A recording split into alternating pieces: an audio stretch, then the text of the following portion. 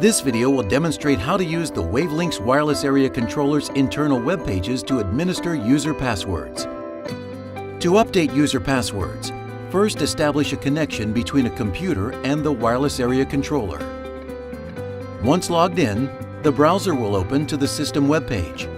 User passwords are administered in the center section of the System Settings screen.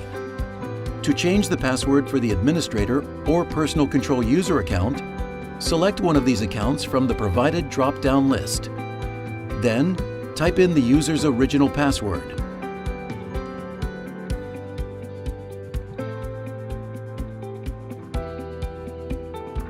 Next, type the desired new password and enter it a second time in the confirmation field.